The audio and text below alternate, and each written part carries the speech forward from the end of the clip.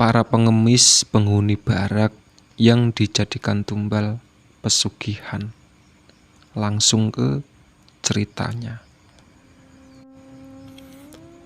Mbok Rah adalah seorang perempuan parubaya yang pekerjaan sehari-harinya sebagai pengemis atau peminta-minta.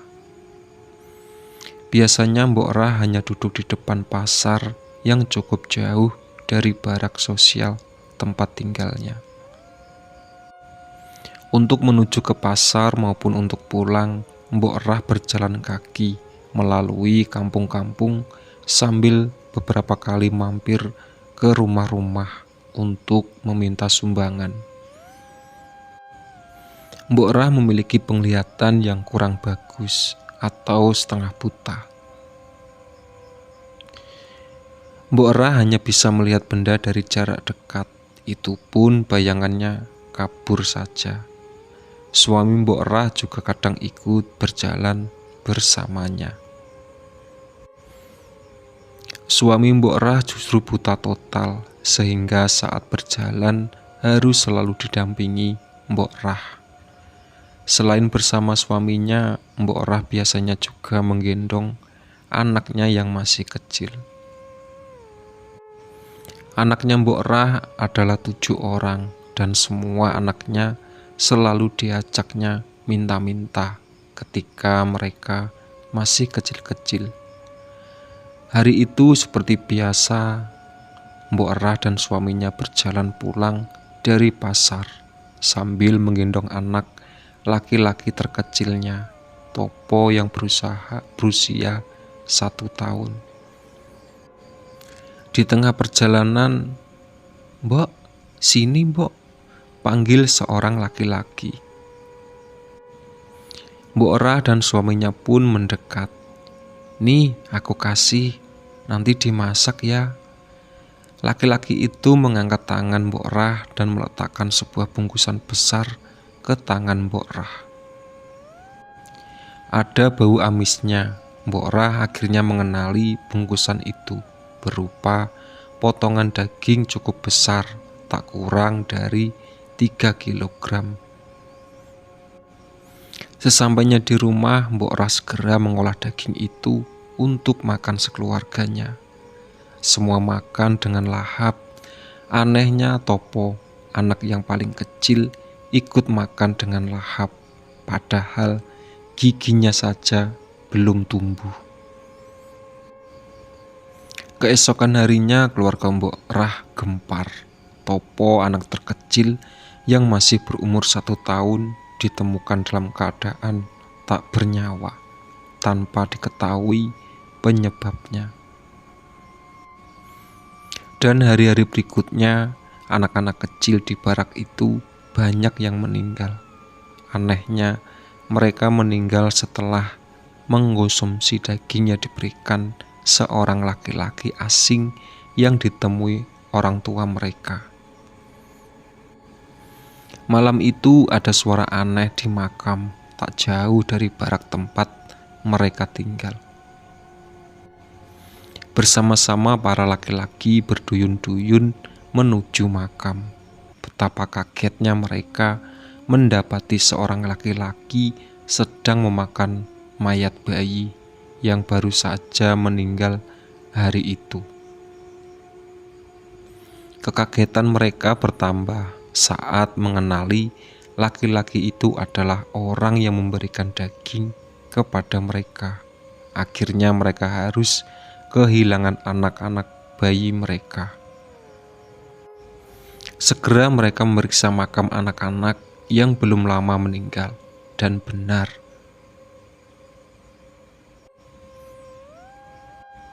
makam-makam itu sudah kosong. Rupanya bayi-bayi mereka telah dijadikan tumbal pesugihan oleh laki-laki asing itu. Sedangkan daging yang digunakan untuk memancing adalah daging bayi yang meninggal sebelumnya. Selain dimakan sendiri, juga dibagikan sebagai pemancingan untuk korban berikutnya. Langsung dilanjut cerita selanjutnya. yang berjudul Tali Pocong Berujung Petaka. Sabeni menelusuri jalan dari tanah merah itu. Gerimis yang masih berlangsung setelah hujan menjadikan tanah merah seperti sekumpulan lintah licin yang menempel di kaki hingga membuat beberapa kali terjatuh. Sabeni sama sekali tidak ingin menemui adegan terjatuh dan semacamnya, karena di sebelah kiri dan kanannya adalah kuburan. Apa yang dilakukan oleh Sabeni di kuburan tersebut tak lepas dari apa yang menimpa seminggu lalu. Di depan warung sate miliknya, Sabeni terkapar dengan darah yang keluar dari hidung dan mulutnya.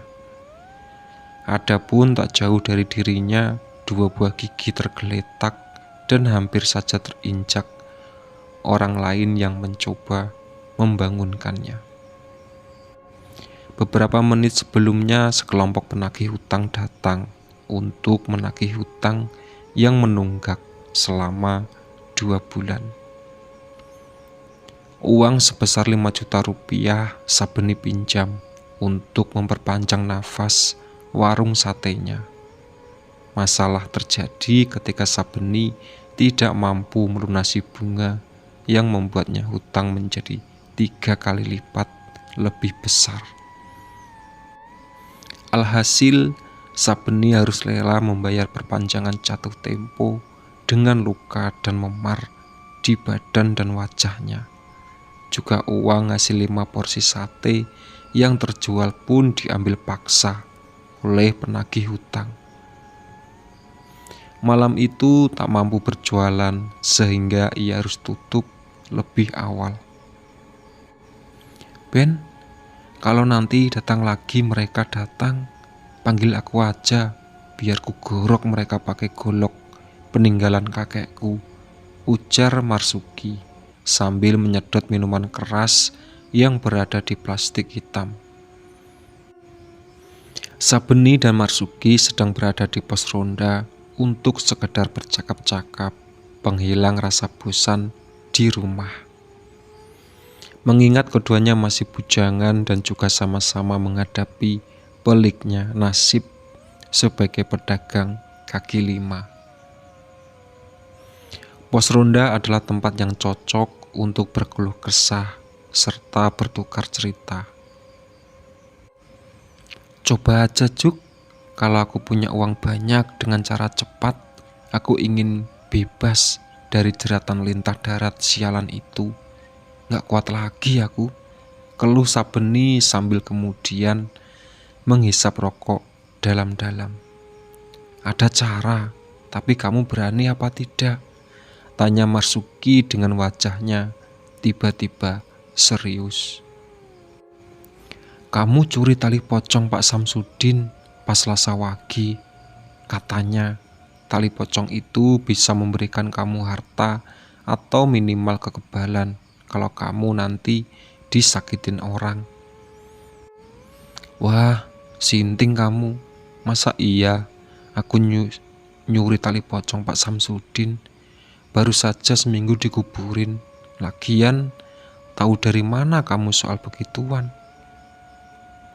Dulu di kampungku, makam-makam baru selalu dijaga oleh hansip atau warga setiap Selasa wagi karena takut ada yang mengambil kain kafannya.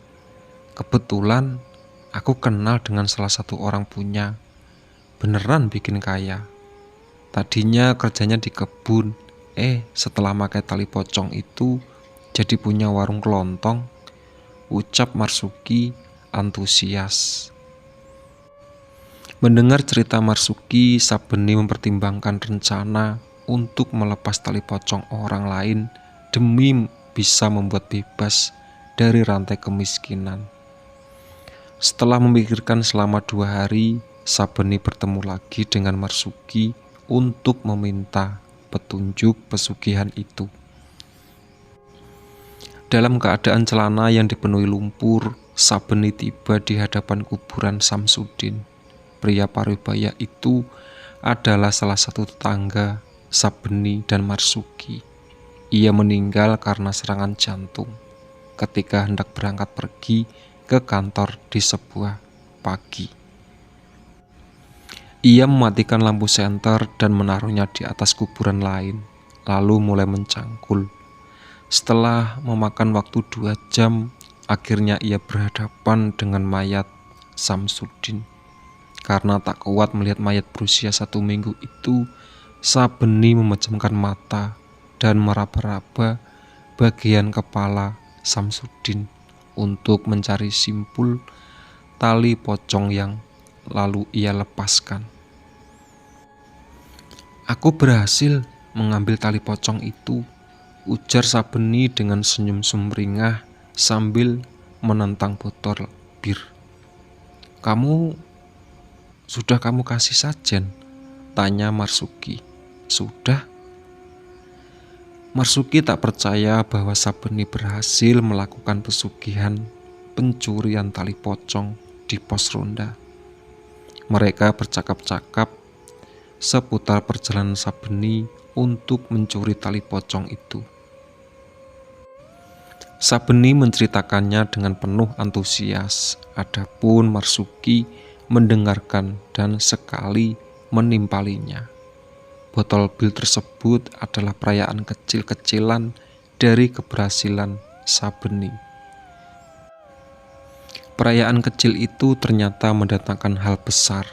Berkat tali pocong itu, warung sate Sabeni tiba-tiba didatangi banyak pengunjung. Biasanya Sabeni selalu pulang dengan membawa sisa, tapi semua berubah ketika ia memelihara tali pocong itu.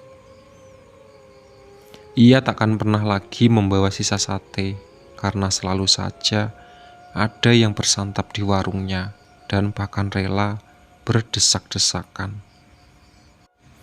Sabeni mampu membeli gerobak baru dan menyediakan lebih banyak tempat duduk. Semua itu untuk menarik dan mengakomodir pelanggan-pelanggannya yang semakin banyak. Ia juga berhasil membeli sepeda motor walaupun baru membayar DP saja. Semua itu terjadi kurang lebih 1 bulan dan tetap saja ia pada akhirnya tak mampu untuk melunasi hutang. Bukan karena tidak punya uang, Sabeni ditemukan tewas di rumahnya dengan leher tergorok. Di hadapan kuburan Sabeni, Marsuki hanya terdiam menatap batu nisan kawannya itu. Setelah memikirkan kejadian beberapa hari lalu, ia kemudian mengangkat cangkul dan mulai menggali makam Sabeni. Itulah sahabat, cerita dari tali pocong berujung petaka.